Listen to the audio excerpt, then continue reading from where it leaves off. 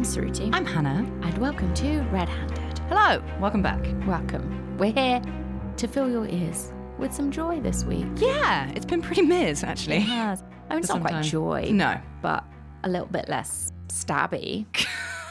Stabby and completely corporately depressing than the ones we've been doing recently. Exactly. It's a little bit more of a con man. Yeah. Which I feel like is very much the vibe at the moment. So I feel like you are going to enjoy this and have a little break from all of the truly horrible, horrible murders that we have discussed. So let's get on with it.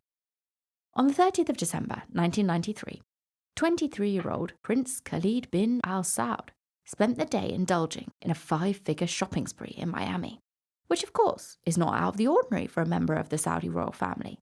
I mean, there are rich people, there are the 1%ers, there are the 1% of the 1%ers. And then there's the Saudi royal family. And Prince Khalid bin Al Saud lived like a god, in grand, unfettered luxury. He could spend the equivalent of many people's yearly income in a single day. He shopped at designer stores, flew in private jets, and stayed in luxury hotels. All the while, he'd carry suitcases full of cash in one hand, and a chihuahua with a diamond collar in the other. That evening, the prince invited 2 men for a drink in his penthouse suite at the Grand Bay Hotel in Coconut Grove, Miami. But this was no regular cocktail hour. As soon as they arrived, the men beat the living daylights out of the prince, robbed him, and fled. The hotel staff immediately called the police, and then the Saudi embassy. But, to their shock, they were told that Prince Khalid bin Al Saud was the 79-year-old governor of Mecca. So probably not sinking cocktails in Miami. No. So obviously this realization by the hotel begged the question. Who then was this flashy playboy, having been beaten up in their penthouse? And things only got more mysterious. Because before the police arrived, the pretend prince had vanished. This is the story of Anthony Gignac, one of the most audacious con artists in US history. He spent 3 decades grifting the world's richest people out of millions, and was eventually brought down for good after a simple slip-up in a restaurant. His story begins in Bogotá, Colombia, where he was born Jose Enrique Moreno in 1970. At the time, the country was in the midst of a brutal drug war that was wreaking havoc on the Colombian people. Throughout the 70s, the power of Colombian drug barons really took off, fueled by a massive demand for cocaine in the US and in Europe. And then, of course, in 71, Richard Nixon declared the war on drugs, a global campaign led by the US federal government, which just made the ongoing Colombian conflict all the worse. As the Colombian government warred with far-right paramilitary groups, drug cartels, and far-left guerrilla groups, thousands of the nation's children were recruited as disposable soldiers on the front lines. So despite living on the streets, with no parents and no family, Jose and his little brother were arguably 2 of the lucky ones. By the age of just 5, Jose was spending his days scavenging the streets of Bogotá for food and scouting out safe places for him and his little brother to sleep at night. He learned early on, the hard way, that life was about the survival of the fittest. But in 1977, Jose and his brother's lives were changed forever. It was then that Jim Gignac and Nancy Fitzgerald flew to Bogotá to adopt them. Upon arrival in the land of the free, Jose's new parents decided to white up his name, and they changed it to Anthony Gignac. But new name or not, it wasn't easy for the former Colombian street kid to adapt to life in the predominantly white suburbs of Michigan. He was short, overweight, and had a bowl cut that he would rock for the rest of his life for some reason. But Gignac was smart. He picked up English faster than anybody expected him to, and soon also developed the gift of the gab. And with it came an insatiable desperation to become known as a somebody. Reminiscing about Gignac, one of his former childhood classmates said that if the boy was talking, he was lying. In first grade, Gignac told anyone who'd listen to him that his mother owned a chain of palatial hotels. In second grade, he told people that his biological father was actually the actor Dom DeLuce, who's in All Dogs Go to Heaven and Smokey and the Bandit, etc. And in the 6th grade, Gignac started his grifting career in earnest. One day, his mum answered the phone to a man telling her, "Your Mercedes is ready." It turned out that Gignac, at 12 fucking years old, had managed to convince an adult salesman from their local Mercedes dealership that he was a Saudi prince. It only gets more mental from here. But, like, how did this even happen? Like, how did this even happen? Do you know how hard it is to get a mortgage when you're self-employed? How did this 12-year-old get somebody to believe him that he could buy a Mercedes? If this was a movie, it would be unbelievable. The salesman had even picked Gignac up at the mall and driven him around. After which, the 12-year-old Gignac told him, "I'll take it." This is what I mean. It's not even like he just phones people up and he can put on a voice that doesn't make him sound like a fucking 12-year-old. He's in the car. He's in front of the salesman. And he's just like, yes, like a little 12-year-old prince. 12-year-old Saudi prince. Sure. And I'll call his mum Nancy Fitzgerald. But then, when no one turned up at the dealership wearing a thwob and holding a suitcase full of cash, the sheriff's deputy turned up at the Gignac house. A lot of parents may just have laughed the whole thing off as a hilarious story to tell in the future of what their precocious 12-year-old had once done. The sort of thing you save for a first girlfriend, that kind of thing. What would your reaction be to that? Your 12-year-old son has gone and convinced a Mercedes dealership that he is a 12-year-old Saudi prince. And they're like, your car's ready. Are you laughing? Are you crying? What's happening? Deep down, I'd be a little bit impressed. I would be slightly impressed.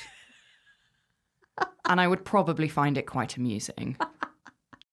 But I'd also be scared. Yeah, I think that's... Scared and impressed. Mm. Scared, impressed, and confused. It's like that really terrible joke of like this door-to-door salesman, and he knocks on a door and a toddler answers the door and he's wearing a smoking jacket and he has a pipe.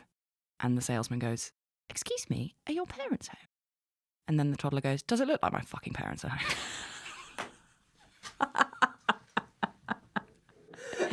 Yeah, okay. Anyway, Jim and Nancy did not find this situation very funny at all. Instead, they decided to send their son to a clinical therapist in order to deal with the traumas he had experienced in his formative years on the streets of Bogotá. And at first, he did seem like he was getting into it. But all the therapy in the world couldn't prepare little Anthony for his adoptive parents' messy divorce that rolled around just a few years later. The worst part of it all was that Anthony Gignac's little brother was sent to live with his dad, while he stayed with his mum. Nancy, by the way, quickly got into a new relationship and settled down.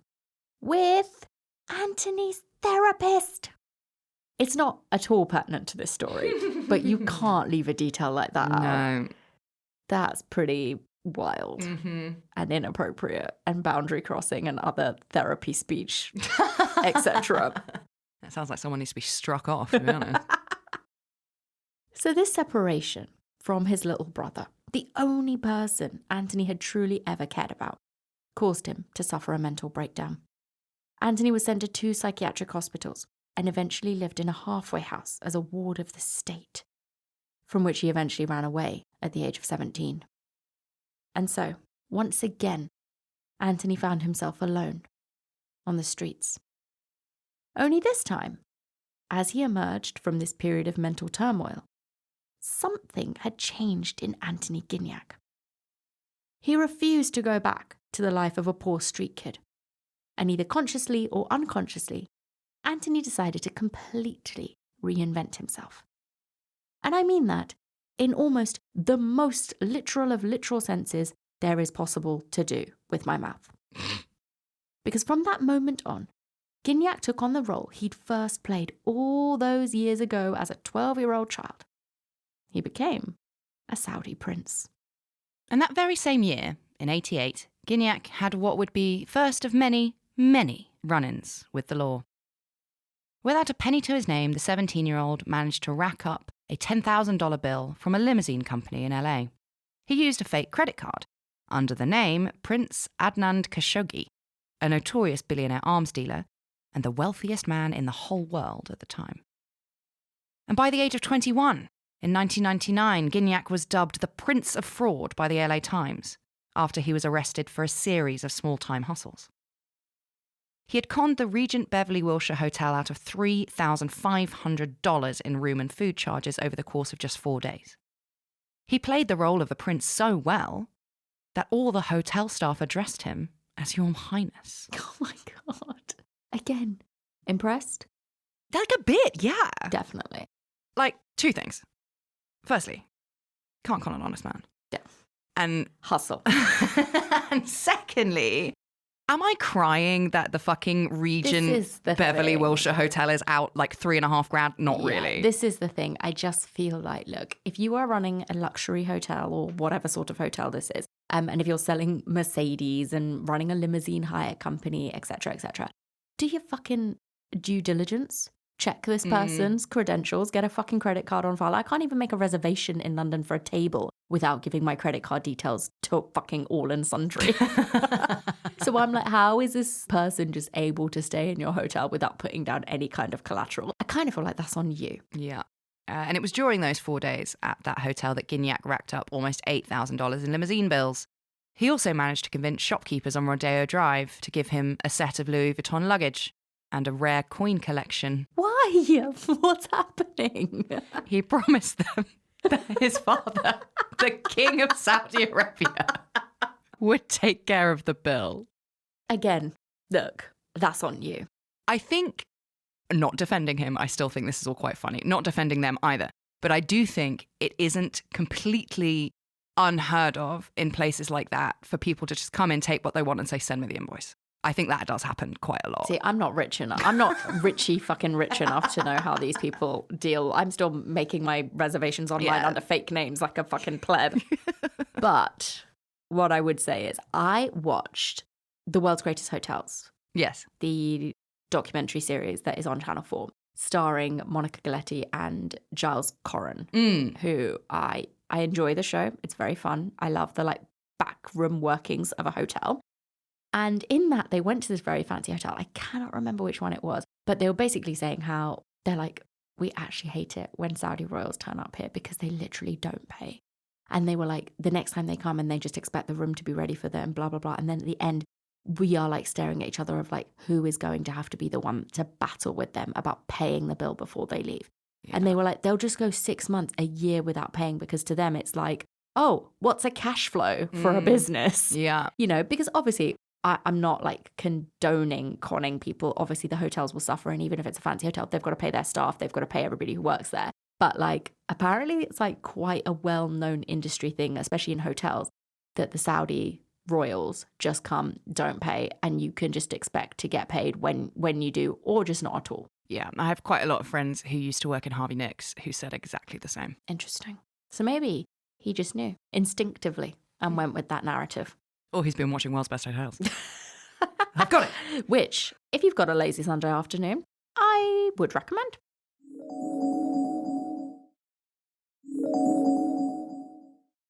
And so based on everything we've just told you, if you think about it, impersonating a Saudi prince is kind of the perfect con. The Saudi royal family consists of around 15,000 members. And although they obviously keep account of who those members are, that information is not made public. This makes it pretty hard for outsiders to know who the royals actually are. And it also makes it very easy for somebody like Gignac to pretend to be one. And yes, Gignac was caught and arrested time and time again. So we're not here pretending that he just got away with it. He was arrested all the bloody time. They called him the bloody Prince of Fraud. Yeah. But every time, he'd just plead guilty, serve a year or two, and simply move on somewhere else in the US, only to do the same con again, just bigger. And that's it. He's very like, is restrained the right word? Because he's going after like 3,500 here. Yes, right, yeah. Like this here, rare coin collection here, all of which like some of those things can even be recovered and returned. And as we know from having done our hit limited series Filthy Ritual, the police don't give a fuck unless the fraud is over a certain amount of money, usually in the millions. Yeah. And Gignac isn't the only person who would game infamy for playing at being a Saudi royal. In fact, if you Google fake sheikh, you're much more likely to come across Mazhar Mahmood, also known as the King of the Sting. We had to include this. We had to. We had to. It's got nothing to do with the case, Absolutely apart from the fact nothing. that he just pretends to also be a sheikh. And it's a good story. So while we are at it in the fake sheikh area of the internet, here is a very quick red-handed rundown of the other fake sheikh. Mahmoud wasn't a con man.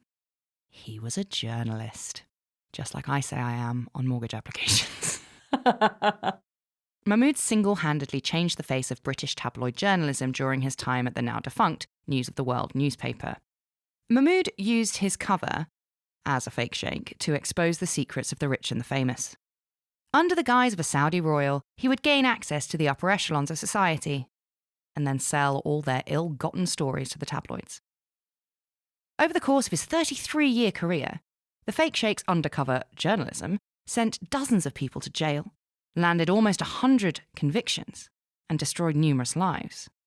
Like, he used the same fucking get-up to get all these people. It was just like him in one of those, like, Saudi sheikh outfits. How are you having a 33-year career that sends that many people to prison? Like, how do you not realize that this guy sitting in front of you is the bloody News of the World journalist who pretends to be a sheikh? Like, how is that career lasting 33 years? Now, I had the same thought, and I'm afraid I have no answers. But Mahmoud was so good at it. He was so good at putting people away and ruining lives. He won Reporter of the Year, and for a short while was lauded as some sort of hero Uber journalist. And that's the thing. Some of the people he put away, like, those people deserve to go to prison, like, because they were doing corrupt shit and they needed to get caught, and that's why he was king of the sting. But he also just, like, got nasty stuff on people and, like, outed them and did horrible stuff and, like, ruined people's lives. So it's like, the people he sent to prison, good. The people whose lives he ruined by just, like, recording them saying salacious things, not so good. Confusing. And in reality, some of the stories that he broke were very real and very big news, but most of them were nothing more than gross cases of entrapment. And sure, the people were doing those things, they did deserve to get caught, but not like that. Yeah, and his shady career came to an end in 2014 when he was working on a story of British pop star Tulisa Konstavlos. Tulisa. So I don't know if people outside of the UK like know who N-dubs are. During this Tulisa con, he didn't actually use his fake sheikh get-up. Mahmoud posed instead as a Bollywood movie producer and offered Tulisa a fake role starring alongside Leonardo DiCaprio. And he flew her out to Vegas. And like he had done numerous times before, Mahmoud asked Tulisa to get him £800 worth of cocaine. This is one of those examples of not a good situation that Mahmoud pushes, because he does this while secretly recording the entire interaction. He then broke the story that Tulisa had provided him with drugs, and she was arrested for dealing cocaine, though she said she had believed that it was part of the audition. The case did fall apart when it was revealed that Mahmoud had withheld the rest of the recording that he'd made of Tulisa, because despite agreeing to get him cocaine, she'd also said that she hated the stuff because a relative was addicted. Mahmoud was convicted of perverting the course of justice and sentenced to 15 months. This conviction then shone a light on the numerous other legal cases the fake sheikh had testified in over his 30-year career as a quote-unquote investigative journalist. I don't think it counts as journalism if you're making it happen. So Mahmoud once claimed to have stopped the crime of the century by foiling a criminal gang's plot to kidnap Victoria Beckham and her children. But in the end, it turned out that he'd paid a convicted criminal to pitch the idea to the gang in the first place. I think what happened is he starts doing this and he gets some good stories and he gets some good stings. And then he's like, I've got to keep the fucking mill running here. I've got to keep things ticking over. I need more and more stories. So he just starts to make the stories so that he can be the one to crack them. Yeah, it's like what people say to us all the time. They're like, what are you going to do when you run out of material? You're just going to start murdering people? I'm like, no, obviously not. What a weird thing to say. But it's been said to me so many times. So let's leave that where it is. And let's pick up where we left off with Anthony, the fake sheikh, Gignac. He'd been beaten up at the Grand Bay Hotel in '93 and vanished just a few minutes before the police arrived. He managed to make his way to Chicago, but eventually he was arrested there and sent back to Florida. He had, after all, scammed the Grand Bay Hotel out of $27,000 and Saks Fifth Avenue out of $50,000 on a shopping spree. He was sentenced to 2 years, but even when in prison, Gignac managed to keep up the act, contacting attorneys pretending to be Prince Khalid bin Al Saud. And that is how he met Miami attorney Oscar Rodriguez. Gignac convinced Rodriguez that he was a member of the Saudi family and that his father, the king, would pay all of his fees. Naturally, Rodriguez almost jizzed his pants. He thought he was going to become the attorney for the Saudi royal family. That is a big paycheck. So then he hired 2 bonds agents to bail out Gignac for $46,000.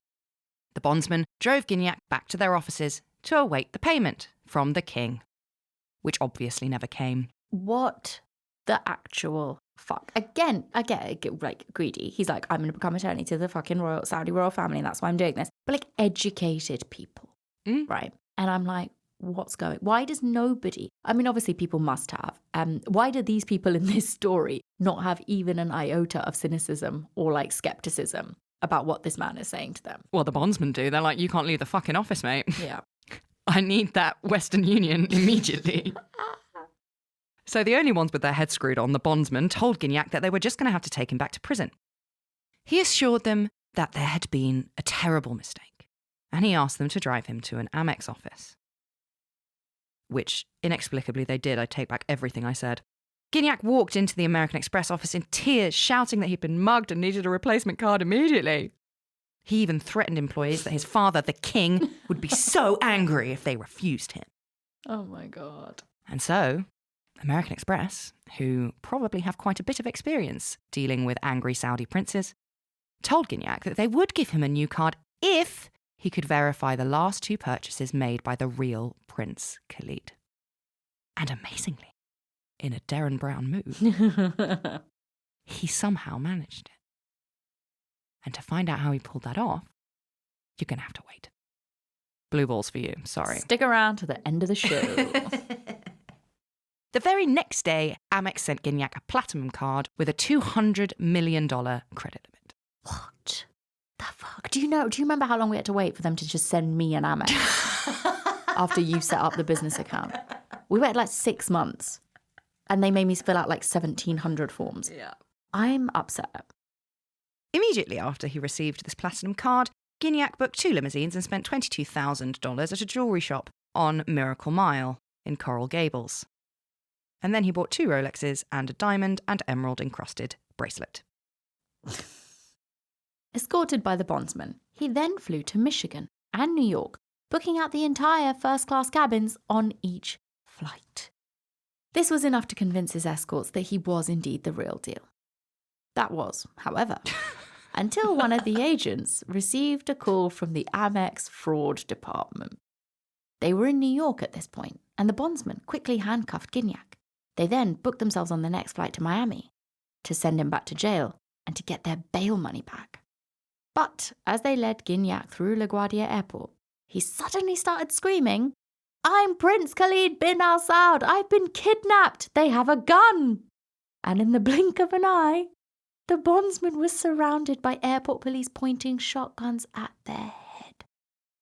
And it was only after they had shown airport security their IDs and paperwork and explained the entire situation that they were allowed to leave. But by this point, they'd missed their flight. So the bondsman decided that the best way to avoid Gignac trying something like that again was to rent a car, throw him in the trunk, and make the 24-hour drive to Miami. It's like some sort of hangover-esque movie. Truly. So halfway on their journey, the bondsman stopped at a rest stop. Big mistake. They let Gignac out of the boot to stretch his legs. Big mistake. And he told them everything. From his real name to his life in Colombia. Gignac even revealed how he'd answered the security questions for Amex. Turns out that the 2 Rolexes he'd bought were bribes for 2 insiders he had at Amex, feeding him the answers. After being returned to jail in news that will surprise absolutely no one, Gignac just carried on grifting from behind bars. In 1994, he phoned up Syracuse University, once again claiming to be the very same prince. He told them that he wanted to donate $45 million, but that they'd have to wire him a portion of the taxes for the donation. Oh my God, it's the oldest trick in the book. That's straight out of Juliette de Souza's handbook, that one. Yeah. And they did it. Oh my God, somebody help me. Syracuse University happily sent $16,000 to a bank account, which turned out to belong to Gignac's little brother, who was recently back on the scene. This little con landed the pair of them a 46-month sentence. Gignac got himself an additional 37 months for a failed escape attempt. Then, he set his cell on fire. He had covered the floor of his cell in shampoo, hoping that the guards would slip and fall, allowing him to make a miraculous escape, but it did not go to plan. But he can't quit. He cannot stop. Can't stop, won't stop. During his stay in prison, Gignac even fooled celebrity lawyer Johnny Cochran into believing that he was related to Al-Walid bin Talal Al Saud, the grandson of the King of Saudi Arabia and the 7th richest man in the world. He had Cochran contact him, asking for money he supposedly owed to Gignac. Needless to say, Cochran did not hear back from Al-Walid, and later said he felt like a fool for having even listened to him. He said, "I had Khalid derangement syndrome. I cross-examine liars for a living, and I could not trip him up." Honestly. I'm still very impressed. Yep. So after being released in the early 2000s, Gignac decided to lay low for a while. He went to Michigan to stay with his mother and her partner, his old therapist, Lisa Whitehead. Now looking back on this visit, Lisa told Vanity Fair, "We took him to dinner at the only restaurant we had there in Eaton Rapids, full of rednecks and their families." Those are her words, not mine. "And he comes in wearing a fur coat and driving a white Cadillac."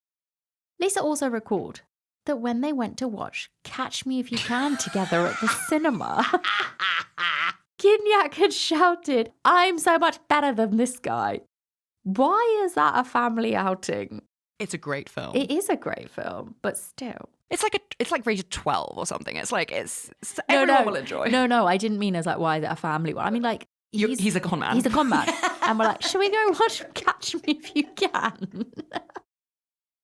So as you might have guessed, laying low didn't really suit Gignac.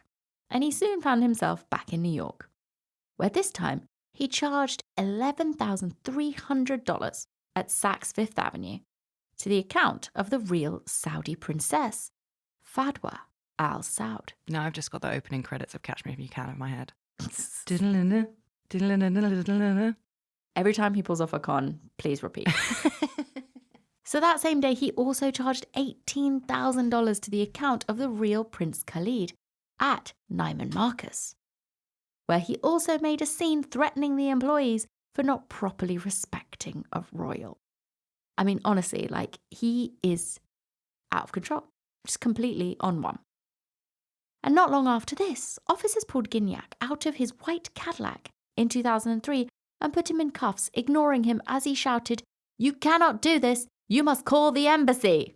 He can't stop. No, he doesn't know how. During his questioning, Gignac came up with even more crazy stories, crazier than we have already heard. He reminds me of like Casey Anthony. Yes. You know, when she just like walks the police around fucking Disneyland, Disney World, whatever, like headquarters. And then it's finally when she gets to the last door and she's like, all right, turns around like, okay, I don't actually work here. What the fuck? Here's what he said. He told officers that he had once been the gay lover of a Saudi prince and that because homosexuality is punishable by death in Saudi Arabia, this prince had given him access to a $480 million trust fund to keep him quiet. He also added that the Saudis had used him as a mule to traffic money to terrorists, as though he believed that this tied up his preposterous little story into a little neat bow. There is something quite pathological about Anthony Gignac's relentlessness.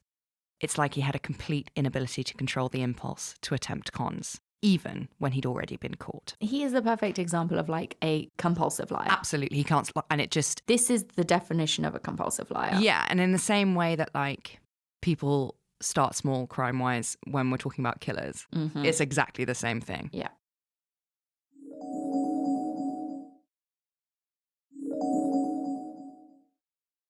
And indeed, whilst in jail awaiting his trial, Anthony Gignac posted a letter to Citibank demanding that $3.9 million from a very real Saudi prince's trust fund be wired to him.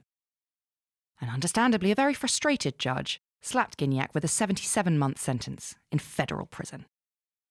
He walked out of that prison in December 2011, and he got himself sent right back in a year's time.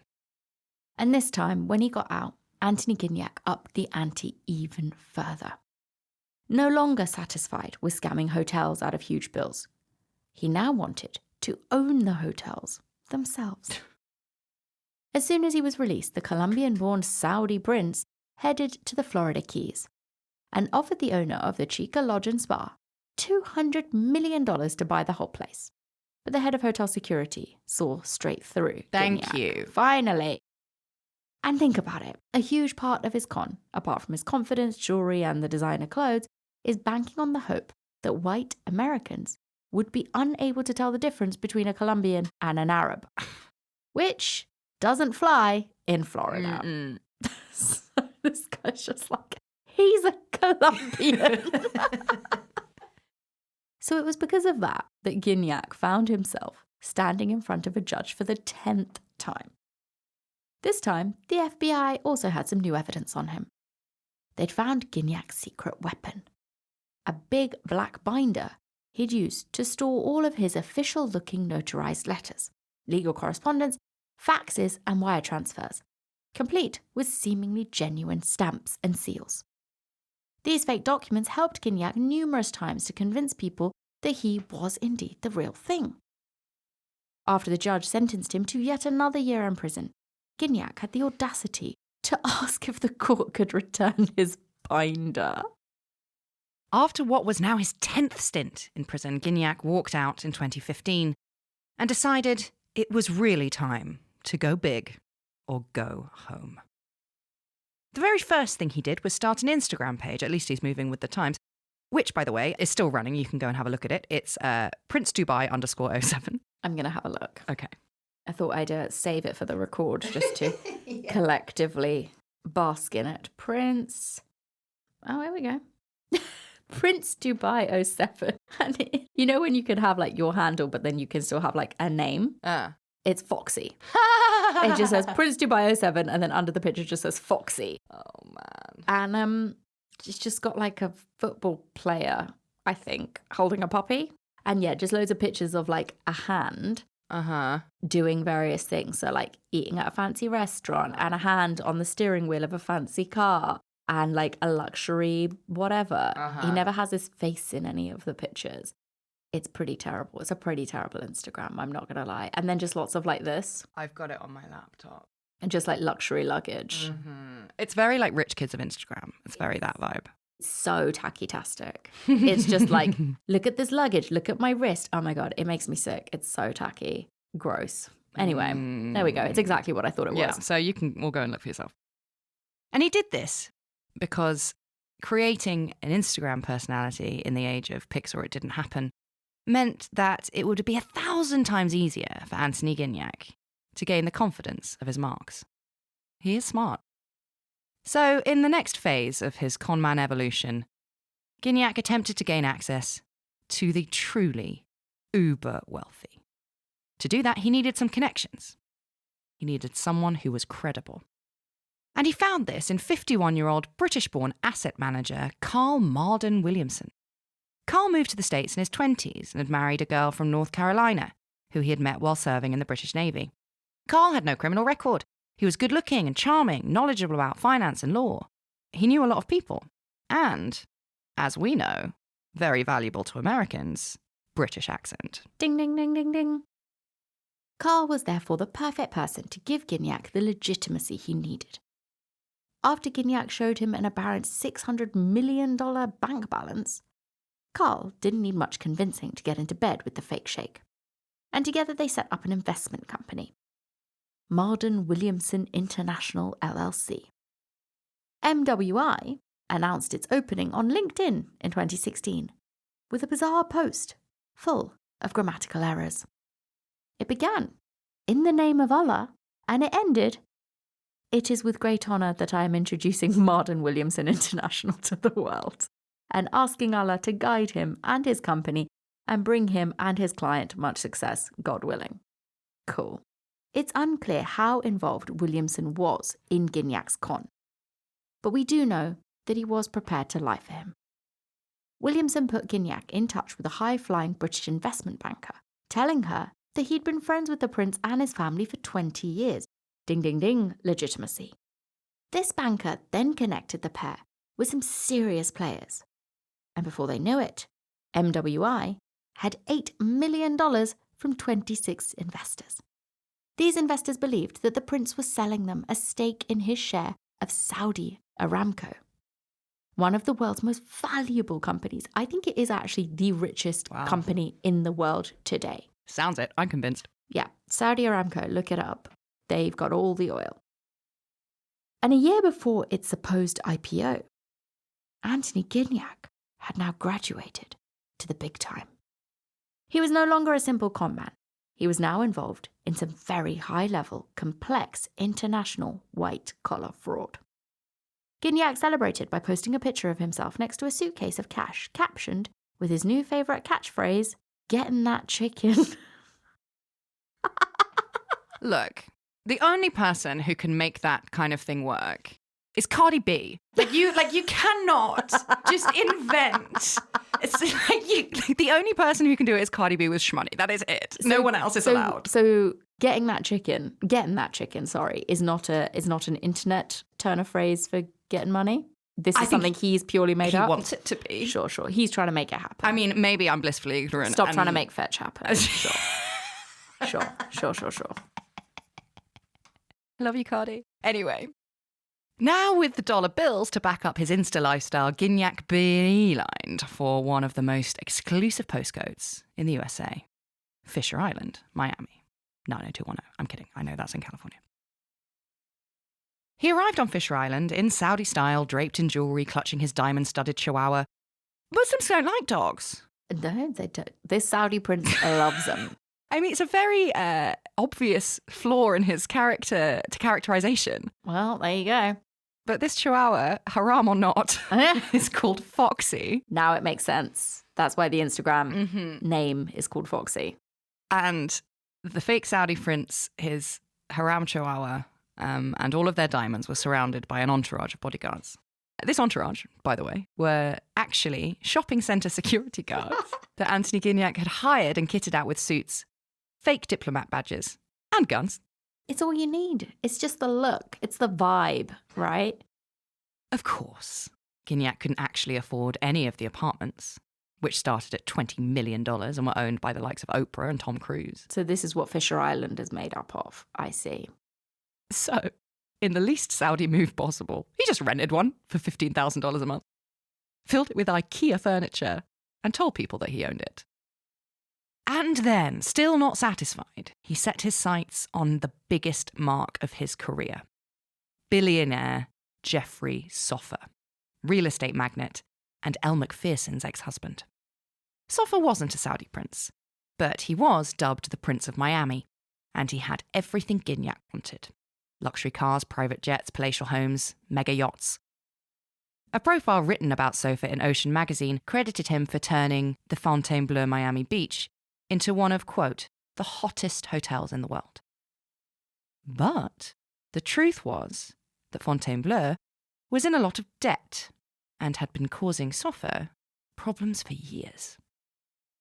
All of this is why, in March 2017, he was thrilled to receive a call from a British investment banker telling him that Prince Khalid bin Al Saud wanted to invest $440 million into the hotel. The con began from the moment the pair met. Gignac rolled up in a Ferrari, California, bearing US diplomatic license plates. And the second he showed Soffer a fake statement from the Bank of Dubai alleging he had a balance of $600 million, Soffer was hooked. And the two agreed on a deal. The con was simple. Gignac had Williamson explain to Soffer that it was customary in Middle East business deals to show respect with luxury gifts. The idea was, of course, to rack up as many of these luxury gifts as possible before getting the fuck out of there. Gignac delayed the ongoing negotiations for months.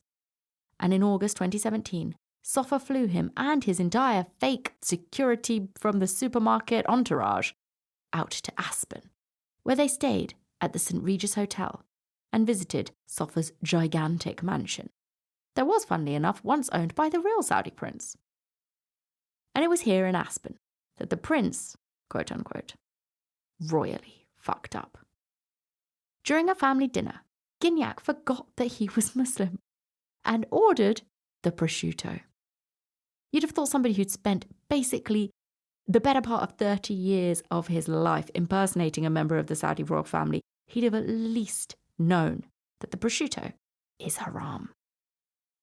After this, Sofa grew suspicious and hired a private security firm to investigate Gignac. Sorry, excuse me. This Saudi prince is feeding pig to his dog. Can you please? I think something might be up here.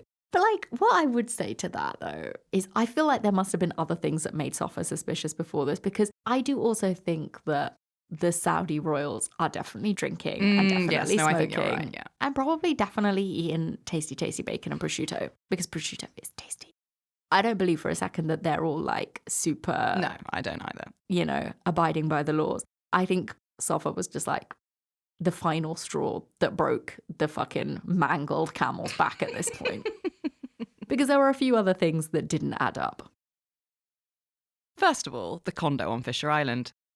The thing was, Gignac had told Sofa that he actually owned the entire high-rise of 54 luxury condos on Miami's exclusive 216-acre enclave. But Sofa had overheard Gignac taking a phone call about renting said singular condo. And then Gignac got a call from a close friend of his who told him that they'd just been questioned by one of Sofa's investigators about whether or not he really owned the building. Knowing that he was close to being rumbled, Gignac reacted in the same way that he always did. He doubled down. He went down to the lobby of Sofa's Aspen Hotel and began screaming about how disrespected he felt. He was shouting so loudly that his business partner, Carl Malden Williamson, and his British accent had to come and calm him down. Tirade even reduced the female British investment banker in his team to tears. To be honest, as Hail Marys go, this was a pretty good one. It's exactly how you would expect a spoiled Saudi prince to behave, and the exact opposite of how you would expect a con man to behave. After this public meltdown, Sofa's team was told the following. This deal is going to fall through. You've insulted the prince's honour. Here is how you need to get back in business with him. He is requesting a gift. Oh my God. So Gignac's people explained that he now needed to be given something in the $50,000 range to make up for disrespecting his royal highnessness. So the following day over dinner, Sofa, who apparently had been suspicious but now was not suspicious, presented Gignac with a $50,000 Cartier bracelet. How romantic. As Gignac took the gift, he doubled down once again and pretended to take a phone call. He then said, Zulu Red Echo 33, before explaining to the table that the call was from the State Department and that they were simply checking on him. But he just gave away his code word in front of all of them. And the only people who say red instead of Romeo, you know? Whiskey Tango Foxtrot. My God. So after this, Gignac pointed to his neck and said that there was a computer chip implant in there which allowed them to always know where he was. Williamson then announced that he too had a chip in his neck, then pointed at a guy sitting a few tables away. Williamson then said, see that guy right there? He's with the Secret Service. Look at me, obviously point at him. Yeah, I know. I'm pointing at my neck. I'm pointing at him in front of everybody in this restaurant. So Gignac was convinced that this elaborate set of theatrics had been enough to curtail any suspicions from Sofa about his legitimacy. But all it did was motivate Sofa's investigative team to redouble their efforts. The last straw came when they learned where Gignac had acquired his US diplomatic license plates from. eBay. For $79 a pop. Now this is where it gets interesting, and again very reminiscent of Juliette de Souza a la Filthy Ritual, because impersonating a diplomat is a federal crime. So the case was handed over to the Diplomatic Security Service. And the DSS are serious business. They're like the FBI, but with extra military training.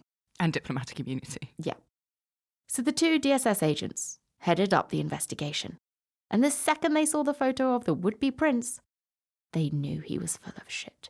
Presumably one of them was also Colombian. It wasn't his chubby physique, his bowl cut, or even the fact he clearly didn't look like an Arab that gave Gignac away. It was his teeth. The two DSS agents had worked extensively in the Middle East, and they knew for sure that Saudi royalty took exceptional care of their teeth. It's like the scene out of Inglourious Bastards where Fassbender puts his fingers up the wrong way Yes, and they're like, German would never do that. They're like, look at his teeth. Yeah. No Saudi would have teeth like that. Because Gignac's teeth were a fucking state. Presumably it's quite difficult to con a dentist. Clearly. So quickly the DSS uncovered Gignac's true identity and his enormous criminal record dating back more than 30 years. And so on November the 19th, 2017, Gignac was arrested at JFK after a trip to Dubai, Hong Kong and London, where he'd been squeezing other victims out of their cash. The following month, just days before Christmas, officers raided Carl Williamson's home at 6 a.m. in North Carolina, where he lived with his wife and his twin sons. He was interrogated for 6 hours, during which Williamson insisted that he was just another unwitting victim of Gignac's con. The story we just told you, and lots of other evidence, of course, told a very different story. And later that day, after eating dinner, Carl told his wife and his twin sons that he was going to bed. His wife found him hanging by his neck at 7:30 p.m. He died 2 days later. As for Gignac, he spent 2 years insisting that he was completely innocent, and his attorneys claimed that his criminal behaviour was a symptom of mental illness. According to them, Gignac had been diagnosed with mixed personality disorder during the time he was institutionalised as a teen. Either way, the prosecutors and investigators working on Gignac's case all agreed on how masterful Gignac was at playing the part. Whatever the part was, at the right moment. And almost always knowing the right exact thing to say. And Gignac had told officers during questioning, "I'm charming, but I'm really not that smart. I really don't know what I'm doing." Which is exactly what a smart person would say. Yeah. In May 2019, Gignac eventually pleaded guilty to all charges, including identity theft, impersonating a foreign diplomat, and scamming his victims out of $8 million. For this, he was sentenced to 18 years in federal prison. And chances are, when he's eventually released, he's just going to do it all over again. He's doing it now, I bet you. He's running like a postal scam. He's like Morello in Orange is the New Black, where he's just like ordering really expensive shoes and sending them back and demanding a cash refund. Like, he's doing all of it. He's doing it all. 100%. And I know, like, it's hard with cases like this because obviously Gignac has like a psychopathic disregard for like anybody else. He's just interested in doing what he's doing, and he's very good at it, which is very addictive. And like you said, he escalates. And it is borderline impressive because, well, more than borderline, it's incredibly impressive what he manages to do. But at the same time, grifters like this, con artists like this, are narcissists, are psychopathic, and they do destroy the lives of other people. Like Williamson, who I don't think he knew the full extent of everything. No, I don't. But I do think he was just shady enough to go along with stuff without asking too many questions. But yeah, that is a story of Anthony Gignac, and I do think it is a fascinating one. Yeah, me too. So there you have it. The fake sheikh, Prince of Fraud, turns out to be a Colombian child with a bowl cut and shit teeth. Say what you like about the British. No one said anything about Carl's teeth. So take it all back. Including the Simpsons episode. And we will see you all next time for some other things. Bye. Bye.